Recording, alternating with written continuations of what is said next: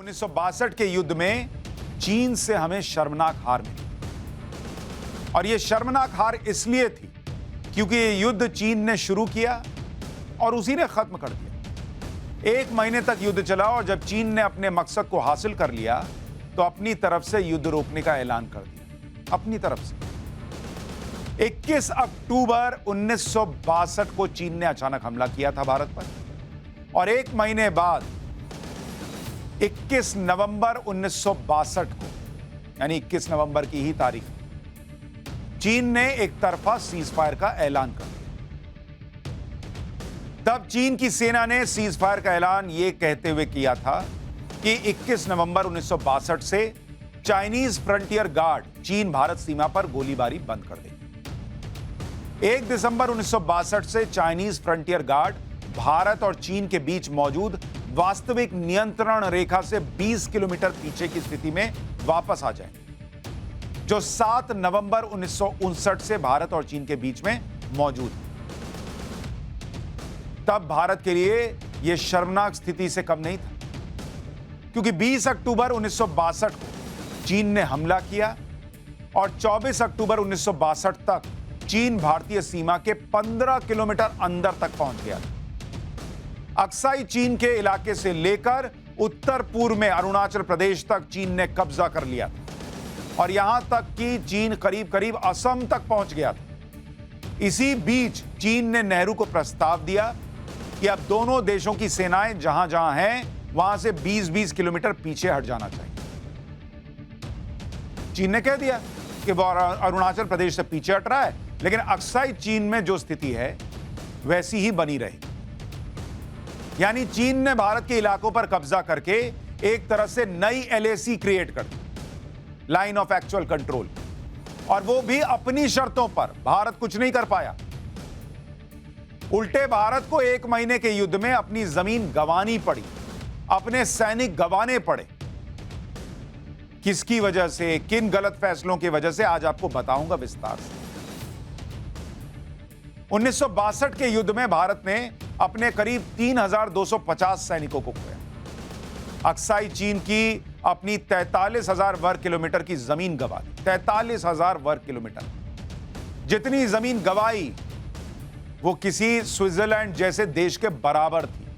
मतलब एक स्विट्जरलैंड हमने चीन को के हाथों गंवा दिया। 21 नवंबर 1962 को चीन ने सीज फायर का ऐलान किया था, लेकिन भारत के तत्कालीन प्रधानमंत्री जवाहरलाल नेहरू उससे 1 दिन पहले था। 1 दिन पहले, सोचिए, चीन हमला कर रहा है, उससे 1 दिन पहले तक हमारे प्रधानमंत्री देशवासियों को यही दिलासा दे रहे थे कि चीन को भारत से बाहर करने तक वो चैन से नहीं बैठे। 20 नवंबर 1962 को ऑल इंडिया रेडियो पर नेहरू ने अपने भाषण में कहा था, नॉर्थ ईस्टर्न फ्रंटियर एजेंसी यानी अरुणाचल प्रदेश में बड़ी संख्या में चीन के सैनिक मार्च कर रहे हैं। हम वालेंग सेला खो चुके हैं और आज नेफा के छोटे शहर बॉम्डिला को भी खो दिया। हम तब तक चैन से नहीं बैठेंगे जब तक कि हमला करने वाले भारत से बाहर न चले जाएं या उन्हें खदेड़ न दिया जाए। मैं आप सभी को और विशेष रूप से असम में हमारे देशवासियों को यह साफ करना चाहता हूं, इस समय हम आपके साथ हैं। 1962 की शर्मनाक हार के विलेन सीधे सीधे जब आप इतिहास के पन्नों को खंगालिए तो उस वक्त के प्रधानमंत्री जवाहरलाल नेहरू नजर आते। क्योंकि अगर नेहरू ने शुरुआत में ही चीन को पहचान लिया होता और 10 साल बर्बाद न किए होते, हिंदी चीनी भाई भाई का राग ना अलापा जा रहा होता। चीन किसी का भाई हो ही नहीं सकता। जो पटेल समझा रहे थे ये समझ लेते नेहरू, तो 1962 में चीन की हिम्मत नहीं होती कि वो भारत पर हमला कर देते। लेकिन नेहरू गलतियां पर गलतियां किए जा रहे थे। 1 अक्टूबर 1949 को जब पीपल्स रिपब्लिक ऑफ चाइना बना और कम्युनिस्टों का चीन पर राज आया, तो भारत उन कुछ देशों में था जिसने चीन को मान्यता दी। नेहरू सोचते थे कि भारत और चीन एशिया के 2 बड़े देश हैं और मिलकर काम करेंगे, लेकिन चीन के माइंडसेट को नेहरू ने ध्यान में रखा ही नहीं। 1950 में जब चीन ने उस तिब्बत पर हमला कर दिया, जो तिब्बत कभी चीन का हिस्सा था ही नहीं, तब भी नेहरू अलर्ट नहीं हुए और चीन से शांति की बातें कर रहे थे। इसको शांति समझ में आती है, ये नेहरू समझ ही नहीं पाए। और ऐसा नहीं था कि उनको समझाने वाला कोई नहीं था। सरदार पटेल ने चीन को लेकर नेहरू को सावधान किया, लेकिन नेहरू ने पटेल की बात नहीं मानी। सरदार पटेल ने 7 नवंबर 1950 को नेहरू को एक चिट्ठी लिखी और उसमें उन्होंने जवाहरलाल नेहरू से कह दिया था 1950 में कि चीन शांति की बात करके हमें धोखा देने की कोशिश कर रहा है। वो हमारे राजदूत के मन में झूठा भरोसा बैठाता है कि तिब्बत मामले का शांतिपूर्ण समाधान होगा। मेरे हिसाब से चीन की हरकतें विश्वासघात करने से कम नहीं है। हम चीन को दोस्त मानते हैं, लेकिन चीन हमें दोस्त नहीं मानता। ये सरदार पटेल 1950 में नेहरू को बता रहे हैं। लेकिन नेहरू साहब की आंखों पर जैसे पर्दा पड़ा। वो पर्दा कब खुला? 1962 में, जब भारत युद्ध हार गया और भारत की जमीन चली गई। पटेल कह रहे हैं कि चीन की सोच यह है कि जो उनके साथ नहीं है वो उनका दुश्मन है, हमें इस पर ध्यान देना चाहिए। हमारा पूरा डिफेंस कैलकुलेशन अब तक पाकिस्तान की सीमा पर रहा है, लेकिन अब हमें उत्तर और उत्तर पूर्व में कम्युनिस्ट चाइना का सामना करना है। उत्तर और उत्तर पूर्व से नया खतरा बढ़ रहा है और सदियों बाद पहली बार भारत को 2 फ्रंट वॉर, 2 फ्रंट पर एक साथ ध्यान देना होगा। कम्युनिस्ट चीन के तय उद्देश्य हैं और यह उद्देश्य किसी भी तरह से हमारे प्रति मित्रतापूर्ण नहीं है। 1950 में सरदार पटेल ने चिट्ठी लिखकर नेहरू जी को बता दिया, यह हमारा दोस्त हो ही नहीं सकता। नेहरू जी ने कितना सुना, आप इसका अंदाजा लगा सकते हैं 1962 के युद्ध। 11 नवंबर 1950 को पटेल ने अपने आखिरी भाषण में भी कहा, दुनिया में तिब्बत जैसा शांति प्रिय देश कोई नहीं है, लेकिन चीन ने अपनी सेना तिब्बत भेज दी। भारत ने तिब्बत मामले के शांतिपूर्ण समाधान के लिए चीन को सलाह दी थी, लेकिन चीन ने भारत की बात नहीं मानी और अपनी सेना तिब्बत भेज दी। चीन तिब्बत में विदेशी ताकतों के दखल की बात कर रहा है, लेकिन किसी भी बाहरी की तिब्बत में रुचि नहीं। कोई भी ये नहीं बता सकता कि चीन के इस कदम का नतीजा क्या निकलेगा, लेकिन ताकत का इस्तेमाल डर और तनाव को पैदा करता है। यह बहुत मुमकिन है कि कोई देश अपनी सैन्य मजबूती और अपनी ताकत के नशे में चूर हो जाए तो वो सभी मुद्दे पर शांतिपूर्ण समाधान के बारे में नहीं सोचता। यानी इस भाषण में भी पटेल साहब देश को, नेहरू जी को आगाह कर रहे थे कि चीन भरोसे के लायक नहीं। और इसके कुछ ही दिनों बाद सरदार पटेल का निधन हो गया और उसके बाद जवाहरलाल नेहरू को रोकने टोकने वाला, समझाने वाला जैसे कोई था ही।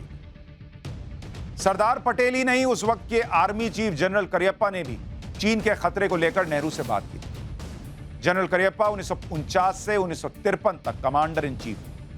1962 की लड़ाई में अरुणाचल प्रदेश में तैनात रहने वाले मेजर जनरल अशोक कल्याण वर्मा ने अपनी किताब रिवर्स ऑफ साइलेंस में लिखा है कि जनरल करियप्पा ने तिब्बत पर चीन के हमले के बाद मैकमोहन बॉर्डर और नेफा पर इसके असर को लेकर नेहरू से बात की।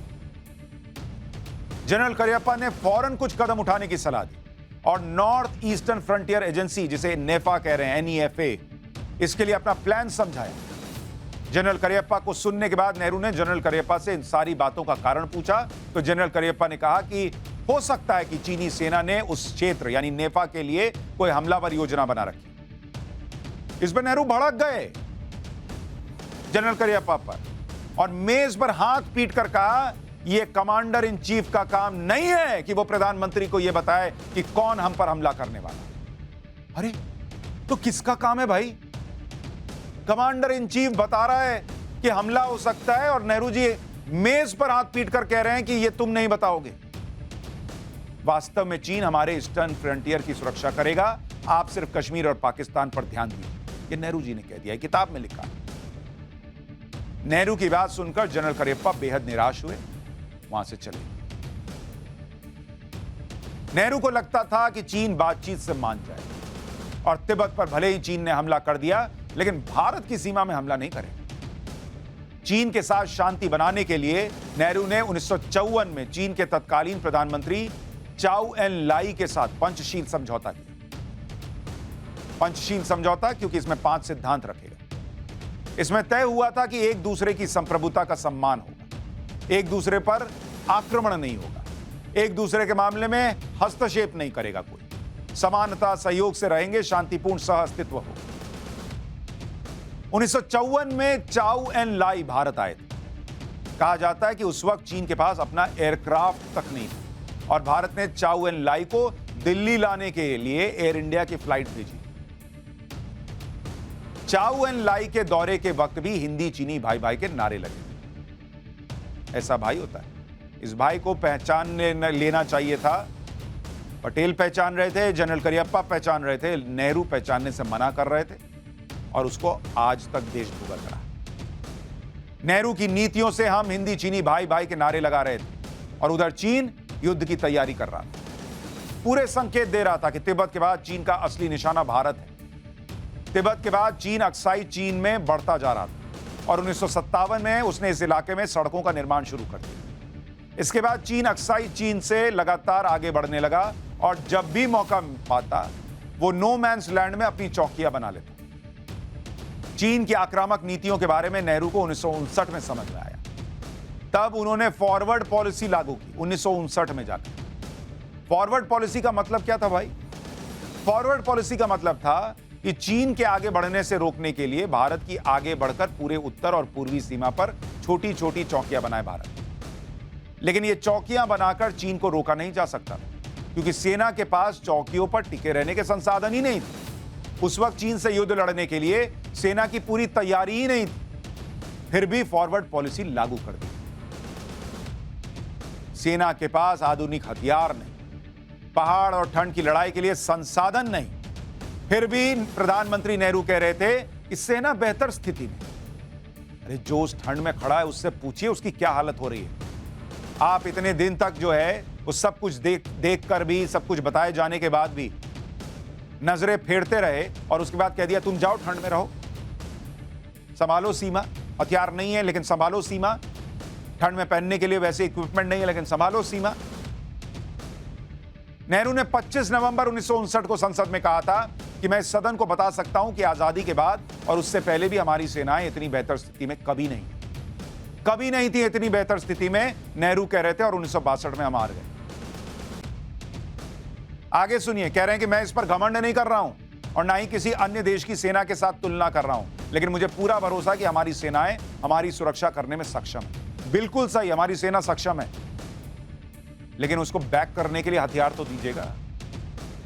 उसको बैक करने के लिए, उस ठंड में रहने के लिए कपड़े, चीजें तो दीजिएगा। उसको बैक करने के लिए निर्णय तो लीजिएगा। आज जब कहा जाता है कि मजबूत निर्णय लेने वाले प्रधानमंत्री हैं, उसकी वैल्यू नहीं होती। वो वैल्यू करना है तो समझना होगा आज भारत कितना मजबूत है। ये समझने के लिए आपको ये 1962 में क्या हुआ समझना होगा। 1961 आते आते चीन ने अक्साई चीन में भारत की काफी जमीन पर कब्जा कर लिया था और नेहरू की नीति पूरी तरह से फेल होते हुई साफ दिख गई। 11 अप्रैल 1961 को संसद में आचार्य कृपलानी ने तत्कालीन रक्षा मंत्री वीके कृष्णा मेनन की बहुत आलोचना की। उन्होंने कहा कि कृष्णा मेनन के अधीन हमने बिना एक भी हमला किए अपनी 12,000 वर्ग किलोमीटर की जमीन खोई। सेना में पदोन्नतियां योग्यता के आधार पर नहीं बल्कि या तो रक्षा मंत्री की मर्जी के मुताबिक की जा रही हैं या उसे पदोन्नत किया जा रहा है जो उनकी राजनीतिक विचारधारा और उद्देश्यों में फिट बैठता है। मेनन ने सेना में अपने नजदीकी लोगों को भर दिया और सेना का मनोबल गिरा रहे हैं। ये सब सेना में चल रहा था उसमें, यह आरोप लग रहा है। रक्षा मंत्री देश की सुरक्षा से खिलवाड़ करके गरीब और भूखमरी के शिकार इस देश का पैसा बर्बाद कर रहे हैं। 1961 में पूरे साल संसद में तत्कालीन प्रधानमंत्री जवाहरलाल नेहरू की जमकर खिंचाई हुई। जब सरकार घिरने लगी तो नेहरू ने कहा था कि अक्साई चीन में तिनके बराबर भी घास नहीं उगती, बंजर इलाका है। यानी अक्साई चीन बंजर इलाका है, वहां कुछ नहीं होता। चला गया तो क्या हुआ, यह देश के प्रधानमंत्री नेहरू कह रहे। नेहरू के इस जवाब पर सांसद महावीर त्यागी ने अपना गंजा सिर दिखाते हुए कहा था कि यहां भी कुछ नहीं उगता, तो क्या इसे कटवा दूं या फिर किसी और को दे दूं। 1962 आते आते बॉर्डर पर हालात और बिगड़ने लगे। जुलाई 1962 में लद्दाख की गलवान घाटी में भारत और चीन के सैनिकों के बीच झड़प हुई। इसके बाद सितंबर 1962 में अरुणाचल प्रदेश के तवांग में भारत और चीन के बीच टकराव हुआ। अलग अलग जगहों पर इन टकराव के बीच चीन ने 19 और 20 अक्टूबर को अचानक पूर्वी और पश्चिमी दोनों मोर्चों पर हमला बोल दिया। मशीन गन और भारी मोर्टार के साथ बड़ी संख्या में चाइनीज सैनिक अटैक करने लगे। लेकिन बॉर्डर पर भारत की स्थिति यह थी कि वो युद्ध के लिए बिल्कुल तैयार नहीं था और प्रधानमंत्री संसद को, देश को भरोसा दिला रहे थे कुछ वक्त पहले तक, चिंता ना कीजिए, बेस्ट पोजीशन में हम। ये था उनका बेस्ट पोजीशन। चीन के 80,000 जवानों के मुकाबले 80,000 चीन के जवान और भारत के कितने? 10 से 20,000 जवान। लद्दाख और अरुणाचल प्रदेश में एक के बाद एक भारतीय चौकियों पर चीन का कब्जा होने लगा। होगा ही। उनके 8 सैनिक पर हमारा 1 सैनिक है। 8 पर 1। चीन के सैनिक 10 साल से तैयारी कर रहे थे, जबकि भारतीय सेना लड़ाई के लिए तैयारी नहीं थी। हमारे यहां की सरकारें लफाजी कर रही थी। चीन के सैनिकों को तिब्बत के रास्ते रसद और सैन्य आपूर्ति मिल रही थी, जबकि भारतीय सेना के पास आधुनिक हथियार नहीं थे, संसाधन नहीं थे, रसद पहुंचाने की व्यवस्था नहीं। कई कई जगहों पर तो सैनिकों के पास कोई मोर्टार तक नहीं था, कोई रॉकेट लॉन्चर नहीं था। उनके पास सिर्फ हल्के हथियार थे और सिर्फ 3-4 दिन की रसद थी। भारतीय सैनिकों से सिर्फ वादा किया गया कि उन तक आपूर्ति पहुंचा दी जाए, लेकिन बहुत सारी जगहों पर रसद नहीं पहुंची। भारतीय सैनिक तो बहुत वीरता से लड़े, लेकिन उस वक्त के राजनीतिक नेतृत्व ने निराश किया, जिससे 1962 के युद्ध में हमारी हार हुई। अगर नेता मजबूत होते ना बॉस, मैं लिख के देता हूं, सैनिक इतने मजबूत थे कि ठोक देते चाइना। हथियार होता, रसद होती, प्रिपरेशन होता, प्लानिंग होती, बैकिंग होती, हमारे सैनिक उस वक्त ठोक देते चाइना। लेकिन यह सब कुछ नहीं था। किसकी वजह से? क्योंकि राजनीतिक नेतृत्व कमजोर था। यह चैप्टर बहुत गंभीर है देश के लिहाज से, और बहुत सारी और जानकारी है जो आपको बताना चाहता हूं, लेकिन आज के लिए यह चैप्टर यहां वाइंड अप कर रहा हूं, रोक रहा हूं, क्योंकि कुछ और बातें करनी है। लेकिन कल आपको इसका अगला हिस्सा बताऊंगा। कल फिर पाठशाला में आइएगा। कल आपको बताऊंगा कि कैसे युद्ध में हार के बाद नेहरू ने मान लिया था कि सरदार पटेल ने चीन के बारे में जो कहा था वो सही था। कल आपको बताऊंगा कि कैसे युद्ध के बीच नेहरू के खास लोगों ने लापरवाही दिखाई। कौन थे वो लोग जिनकी लापरवाही भारत को भारी पड़ी? कैसे नेहरू के प्रिय तत्कालीन रक्षा मंत्री वीके कृष्ण मेनन इस हार के विलेन थे, जिन्होंने बड़े बड़े जनरल्स को परेशान किया और अपने खास लोगों को बढ़ाया, जिन्होंने खुद हरवाया। और कैसे 1962 के युद्ध में बिना जूते, कपड़े और हथियार के बिना हमारे सैनिक चीन का मुकाबला कर रहे थे। ये बातें देश को सुननी और जाननी चाहिए। कल इसका चैप्टर लेकर आऊंगा।